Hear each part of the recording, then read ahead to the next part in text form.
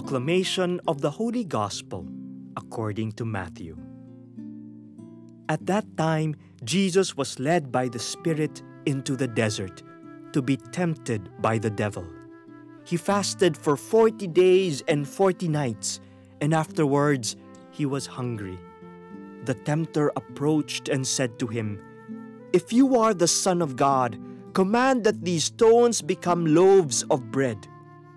He said in reply, "It is written, 'One does not live on bread alone, but on every word that comes forth from the mouth of God.'"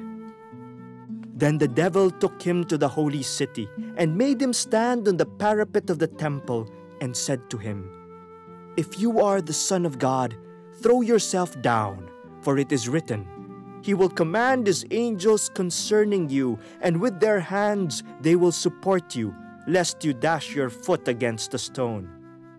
Jesus answered him, "Again it is written, 'You shall not put the Lord your God to the test.'" Then the devil took him up to a very high mountain and showed him all the kingdoms of the world in their magnificence. And he said to him, "All these I shall give to you, if you will prostrate yourself and worship me." At this, Jesus said to him, "Get away, Satan. It is written, 'The Lord your God shall you worship, and Him alone shall you serve.'" Then the devil left him, and behold, angels came and ministered to him. The Gospel of the Lord. Our Gospel for today, the first Sunday of Lent, comes from the 4th chapter of Matthew, the story of the temptations of Jesus Christ. This is a wonderful Gospel to follow the first two readings.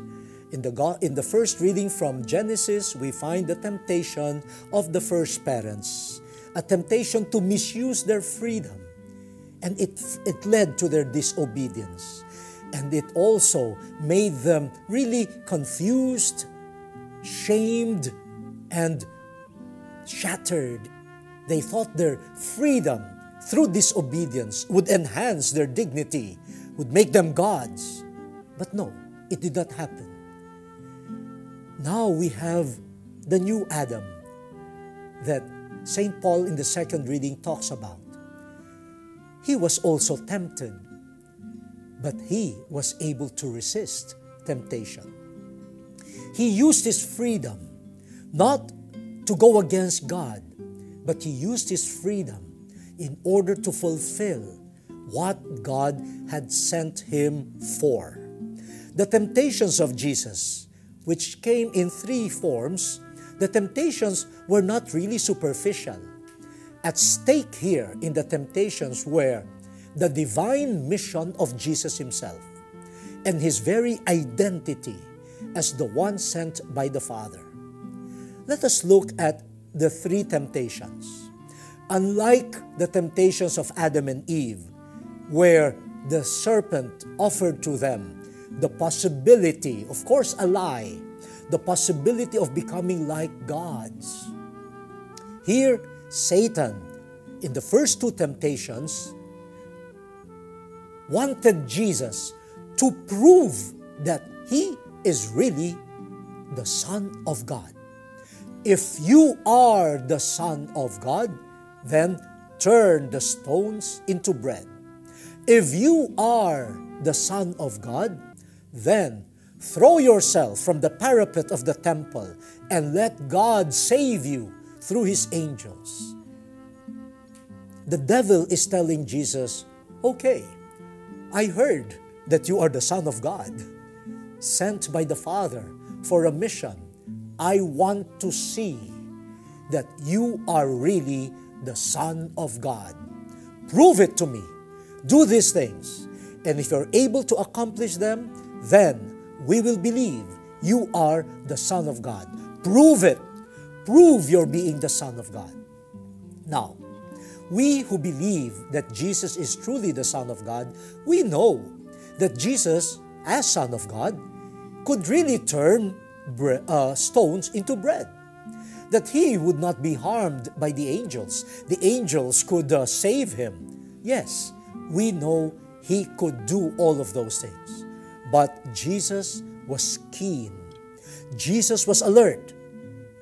He knew that by agreeing to what the devil was proposing, he would just go about his mission proving himself. It is not anymore a mission to save others, but he comes to the world to prove himself. And Jesus resists that.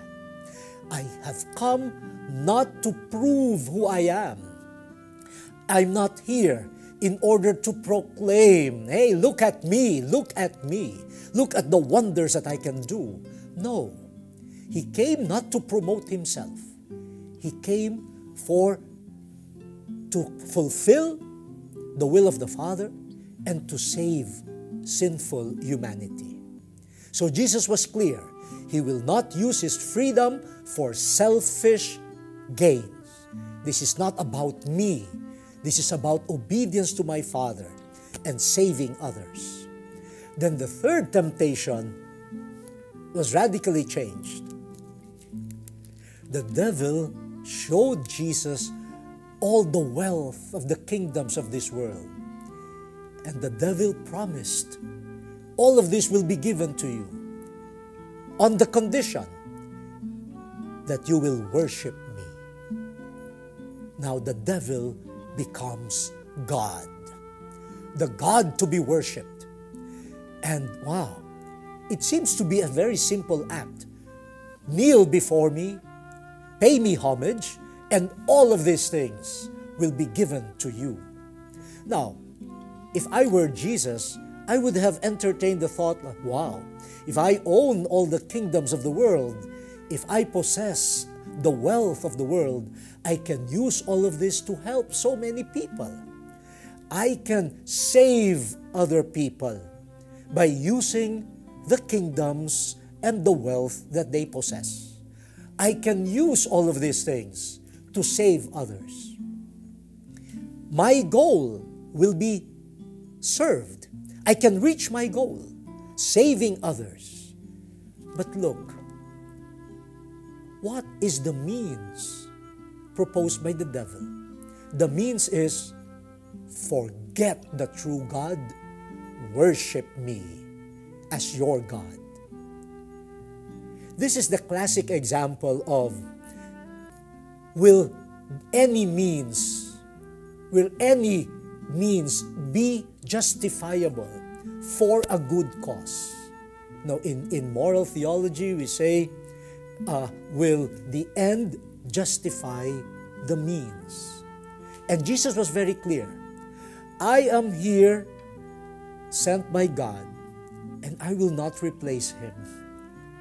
Even if the goal being presented to me seems the same as the goal given to me by my Father in heaven, the means to the goal is not in harmony with the will of the Father. The means is, I will abandon God and replace him with the devil as my new God. So Jesus gives us here an example. Even the greatest of goals cannot tolerate means that are evil. And so we find in Jesus a good example of a discerning person who will not compromise his freedom, who will not compromise the goodness of his goal by choosing just any means. There must be a consistency between my goal and the means that I use to reach the goal. But in all of this, we find Jesus using his freedom, his human freedom, not in order to promote himself, not for selfish gains, not in order to turn away from the God who had sent him. Freedom is to be used to choose God, to choose the good. And that is the promotion of human dignity. Whenever human freedom, which is God's gift to us, in order to be used to love God and neighbor, becomes a vehicle for my self-promotion, then I do not only destroy myself, I destroy many others. Through the misuse of freedom of the first Adam, the whole world and the whole of humanity became weak and broken. Imagine if someone like Jesus uses freedom well, then he becomes a blessing to many, many other people. This is what we should learn during this first Sunday of Lent. Use your freedom. It will be subjected to temptations from the evil one. But guard your freedom. Freedom enhances you only when used for the good and used in obedience to our God, the Creator. Let me end this with an experience that I've had. Once I went to the market, and I have some sukis there, vendors and market people whom I know and who always would give you not only a good discount, but will give you the truth. I really appreciate this woman. She has to earn. She has a family to support. And look at the temptation. My goal is good. I want my family to survive. I want to support my family. And she can use many means and can justify any means for that good goal.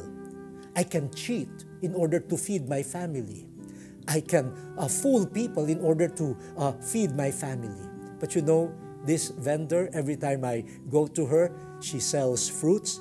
She will whisper to me, "Bishop, hindi po matamis. Huwag ko kayong bibili. Hindi po matamis ang papaya ngayon."